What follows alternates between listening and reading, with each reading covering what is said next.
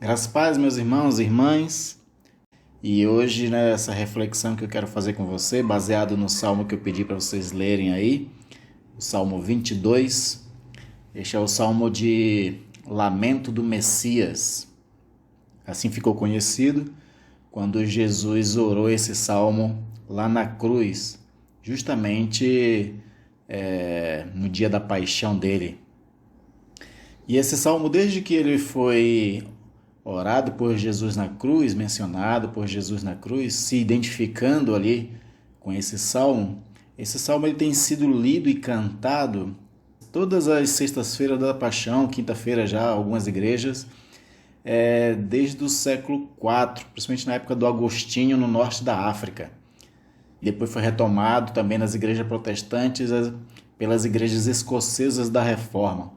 Então, quintas ou sextas-feiras sempre se lia e sempre se cantava esse salmo, lembrando aí da paixão de Cristo, do momento difícil em que ele viveu.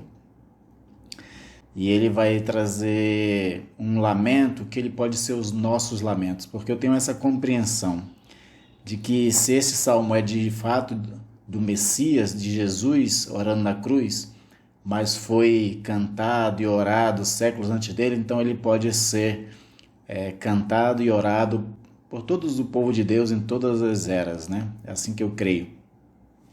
Então, por isso, nós vamos estar refletindo neste salmo hoje. Ele tem uma estrutura divisória básica, que vai dos versículos 1 a 22, a primeira parte. Nessa primeira parte, é a súplica diante de situação dramática em que o salmista está vivendo. A segunda parte vai dos versículos 23 a 27, são ações de graça após a superação desse momento difícil. E a terceira parte vai dos versículos 28 a 31, que é um hino ao Senhor nosso Deus. Na primeira parte ainda, nós temos aí um sentimento de abandono que domina o salmista e o silêncio de Deus o perturba. A tal ponto que no versículo 11 ele diz o seguinte: não te distancies de mim, porque a tribulação está próxima e não há quem me acude. Ainda no versículo 19 ele diz: tu, porém, Senhor, não te afaste de mim. Então existe esse sentimento de abandono da parte de Deus, desse silêncio de Deus que o perturba muito. E a quem não perturbaria, né? De fato, realmente está vivendo um momento difícil, orando ao Senhor e não percebendo nenhuma ação, nenhum mover de Deus, nenhuma resposta de Deus. Isso realmente traz uma angústia muito grande, porque tem momentos na vida que Deus é o nosso único refúgio. E se Ele não for o refúgio nessa hora, então o que pode esperar o justo? Pode esperar mais nada da vida, né? Então esse sentimento está acontecendo com o salmista. E aí uma pergunta muito interessante que pode surgir agora: Deus pode abandonar seu povo, mesmo que este não peque? Porque a dinâmica que nós vemos no Antigo Testamento, excluindo, claro, o livro de Jó, é de que o povo só passava dificuldade quando este vivia em pecado, quando este desobedecia a Deus ou quando praticava idolatria. É diferente disso quando o povo estava, digamos, de bem, obedecendo a Deus, vivendo uma vida de piedade, não vinha mal algum para esse povo. Essa que é a dinâmica que nós percebemos no Antigo Testamento. E até hoje muita gente ainda prega nisso. Mas lá mesmo no Antigo Testamento, inclusive o livro de Jó, ele é considerado um dos primeiros escritos do Antigo Testamento. Ele já quebra, não é? Com essa lógica que nós criamos, porque ali você tem um justo, e esse justo sofrendo. O livro de Jó, ele traz claramente uma mensagem de que ele é uma espécie de resposta àquele que acha que tem méritos. Então, na verdade, o livro de Jó é um livro para combater a meritocracia, de achar que justo não passa dificuldade nenhuma, porque se ele é justo, ele tem Deus a seu favor. Então o livro de Jó já quebra essa ideia, né? Então, se Deus pode abandonar o seu povo, deixar o seu povo, mesmo eles não pecando. E parece que sim. Agora, uma coisa que a gente precisa, claro, entender é que Deus tem propósito em todas as coisas. Nós podemos viver uma vida justa e Deus nos coloca à prova, a tal ponto de que quando oramos ele não responde, ele não se apresenta, né? Isso é uma coisa que nós podemos pensar. E essas provações, como o Tiago diz, ela vem para gerar perseverança e esperança, para que assim o povo de Deus aumente sempre na fé. Não é isso que nós entendemos. Mas diante da tribulação que o salmista está tendo aqui, Deus ainda é o objeto de louvor. Então no versículo 3 e 4 ele vai dizer: contudo, tu és santo, entronizado entre os louvores de Israel. Nossos pais confiaram em ti, confiaram e os livraste. Ou seja, então ele contudo continua louvando a Deus no meio dessa tribulação, porque para trás dele ele tem uma nuvem de testemunhas, como diz lá Hebreus capítulo 11, ele tem uma nuvem de testemunhas de orações, clamores que foram respondidos de Deus, e ele entende que esse Deus, que foi todo-poderoso, que livrou esse povo, tem seus propósitos e no momento certo também vai o livrar. Então isso é muito importante, porque aqui nos ensina que nós devemos ser como Jó, permanecer nossa fé. Porque a mulher de Jó, no momento dessa tribulação, o que ela diz? Amaldiçoa teu Deus e morre. Então, quando a gente está passando por um momento difícil, nós devemos orar a Deus, adorar a Deus, glorificar a Deus e não amaldiçoar a Deus, como uma espécie de rebeldia. Porque, na verdade, não encontra a favor de Deus ninguém que vá amaldiçoar a Deus, certo? Ainda nos versículos 6 a 8, o salmista ele se humilha diante de Deus e dos homens, reconhecendo a sua fragilidade. Ele vai dizer: mas eu sou verme, não homem, opróbrio dos homens e desprezado do povo. Ligando isso ao que eu acabei de dizer, né? Ninguém que tenha arrogância, um sentimento de arrogância, conquista os favores de Deus. Somente aquele que se humilha. Textos bíblicos dizem: aquele que se humilhar, seu tempo será exaltado. E todo aquele que se exalta, seu tempo também será humilhado.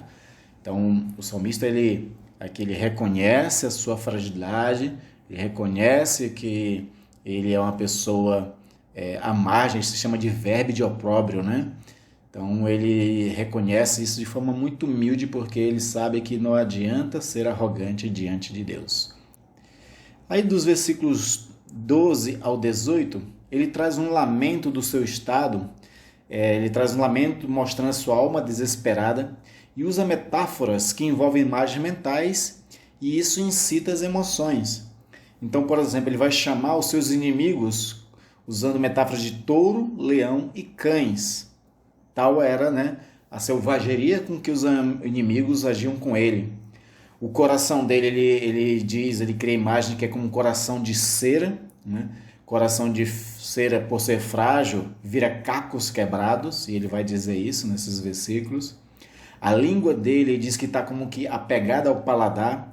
Isso é uma figura de linguagem para falar do estado de uma pessoa que é defunto, de um morto na sepultura. Então ele está se considerando já que é quase morto, quase desfalecido, por conta do sofrimento que está passando e da falta de força própria para fazer algumas coisas.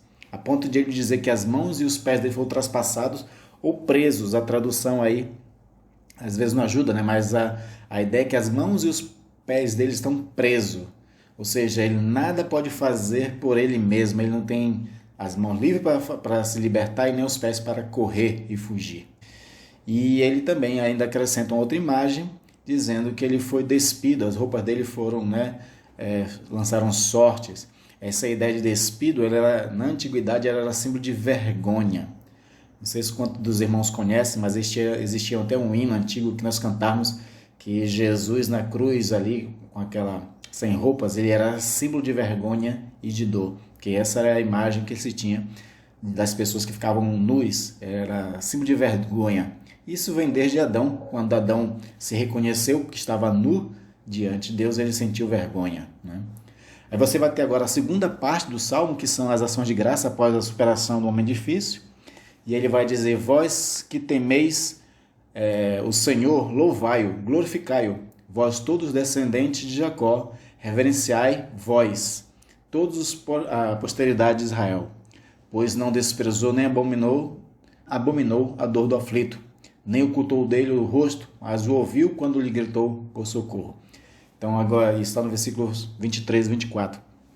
Então agora, no final do versículo 21 e no 22, aparece essa ideia assim de que Deus ouviu a oração e está mudando a sorte dele, está trazendo respostas para ele.